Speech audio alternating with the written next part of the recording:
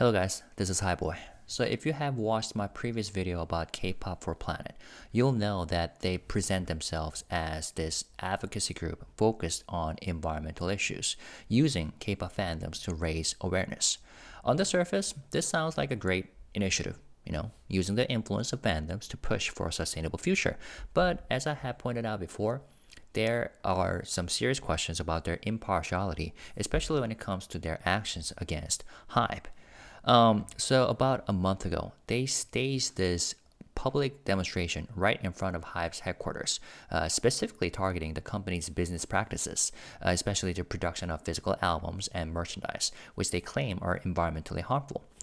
But here's a problem. The way this protest was conducted felt less like advocacy and more like an attempt to ridicule HYBE. They were like throwing these plastic CDs while there are a bunch of journalists around them, like taking photos, and there's like Bang Seok's face right there saying bang, bang, bang, and then there are like strings attached, and they did a performance of cutting those strings with scissors, and they even like danced around right here.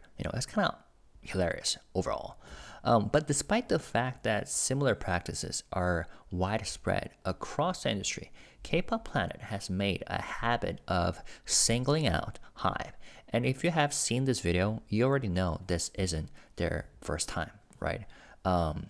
They have organized similar protests in front of HYBE headquarters and repeatedly posted content targeting HYBE on their social media.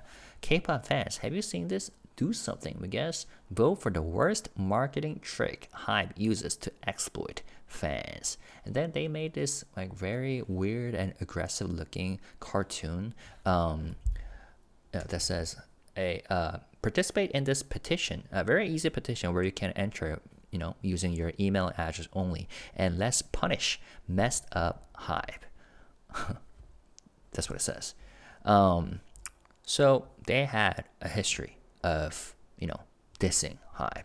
Now it's important to note that the environmental issues they raise are not unique to HYBE. Once again, they're industry-wide. Yet, Kpop4Planet has shown a consistent pattern of focusing exclusively on HYBE, which has understandably led to accusations of bias and questions about their true motives. Now, let's talk about the latest issue that caught my attention. Recently, Nayeon Kim, a campaigner at Kpop4Planet, published an article titled "The BTS I Loved and HYBE's Anti-Climate Marketing. 내가 사랑한 방탄, HYBE의 반기후적 마케팅." And here's what she wrote. Around 2016, I spent more than half of my day as a member of ARMY, the BTS fan club. For a young person like me, BTS songs filled with their honest hopes and fears, joy of life, and satire on reality were like a window that allowed me to see the world layer by layer. It was then that I realized for the first time that when you really like someone, you want to know everything they have to say. When I entered middle school and became more aware of social issues, I read an article stating that we only had 7 years left until the global temperature would rise by 1.5 degrees. I felt like I had to do something right away. So I joined a youth climate action group and participated in campaigns to stop the construction of additional coal power plants. These actions eventually led me to be active in Kpop4Planet, a platform where K-pop fans worldwide unite to fight the climate crisis. BTS played no small part in this journey, as they helped me develop an interest in social issues, she says.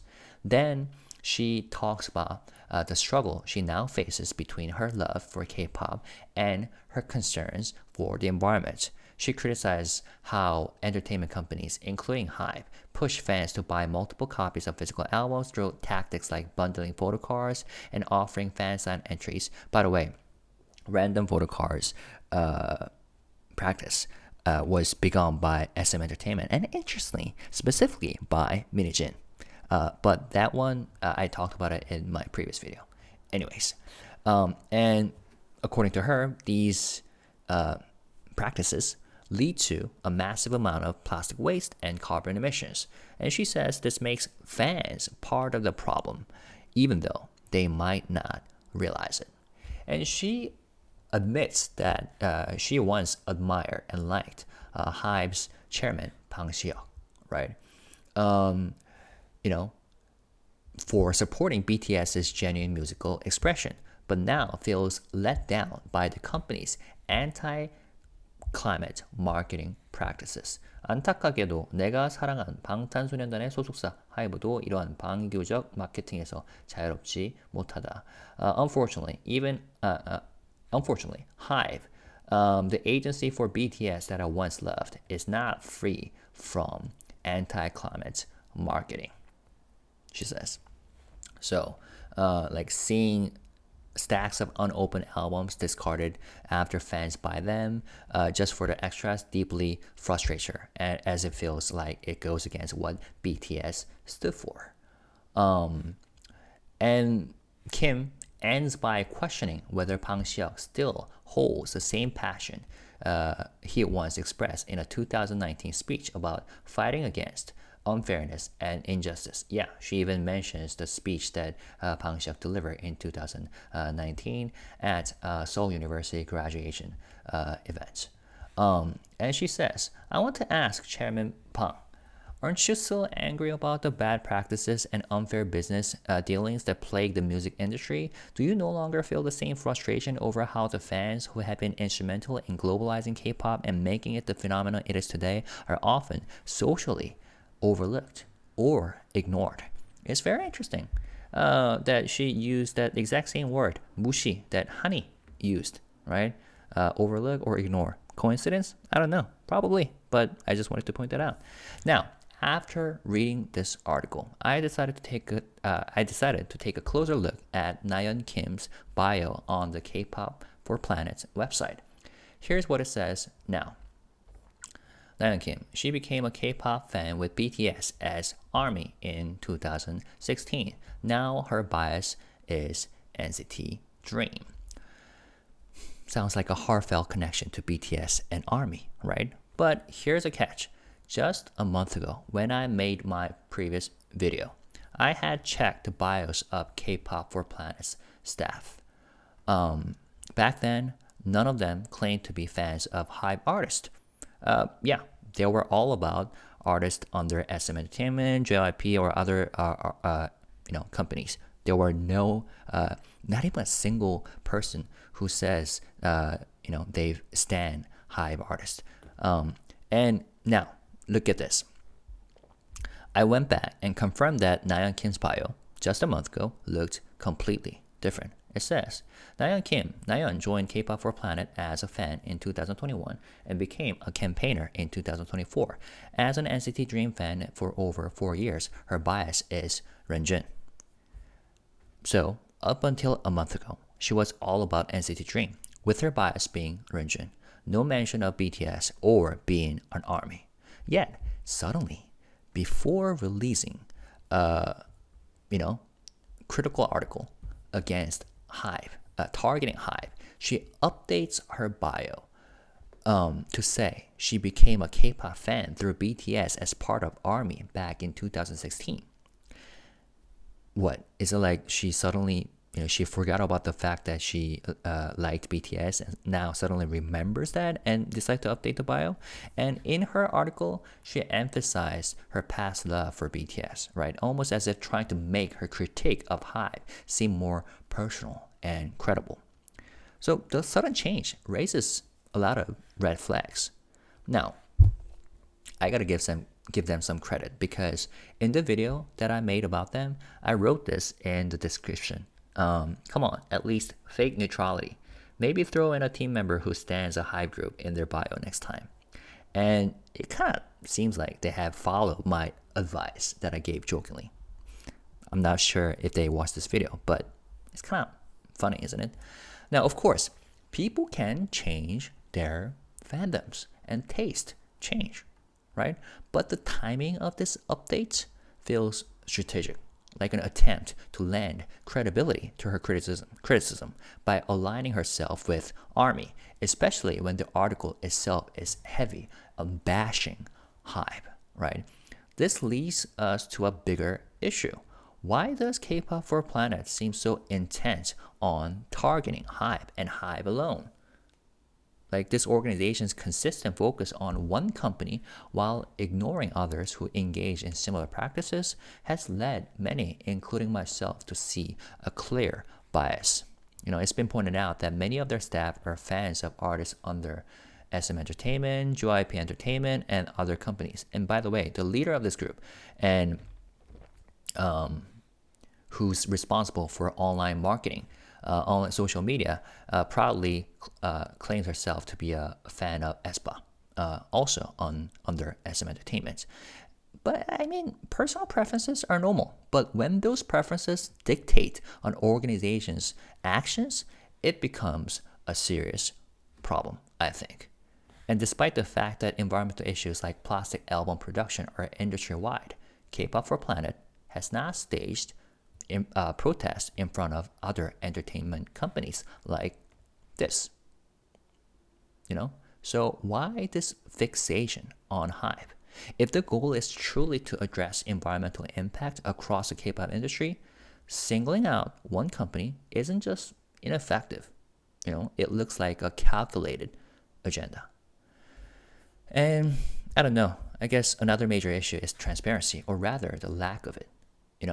Why did Nayeon Kim suddenly change her bio?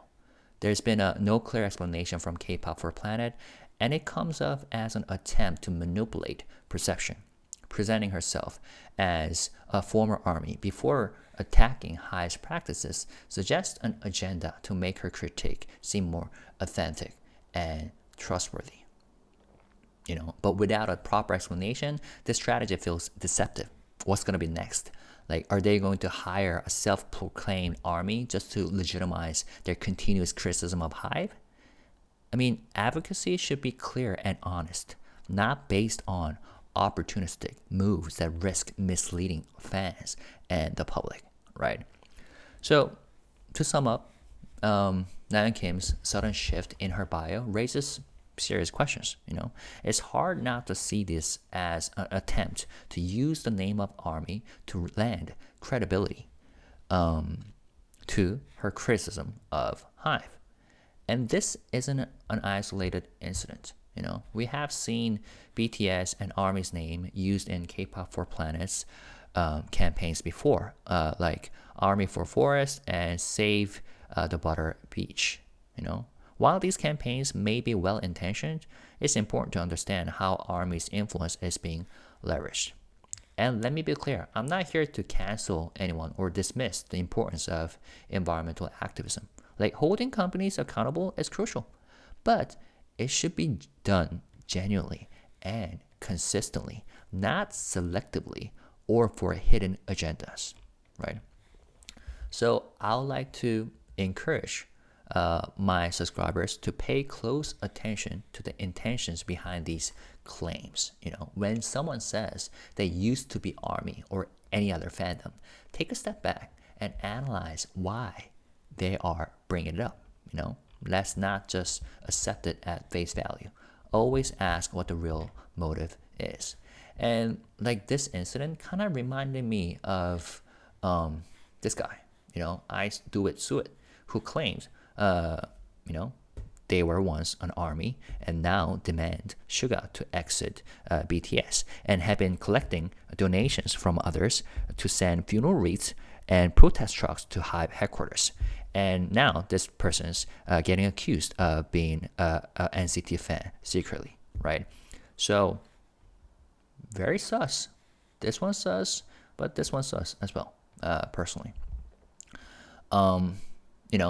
As fans, we have, power and influence, and it's essential to use that responsibly. Let's be critical, stay informed, and don't let anyone manipulate your love and dedication for your favorite artist to push their own agendas. So drop your thoughts in the comments below. Have you noticed similar patterns or see this situation differently? Let's talk about it. And I asked Kpop4Planet through X. I asked them directly. Let's see if I get a response. I kind of doubt it, but we'll see. So, as always, when you discuss by writing comments, let's stay positive, respectful, and classy. Thank you very much. Peace and love. Bye-bye.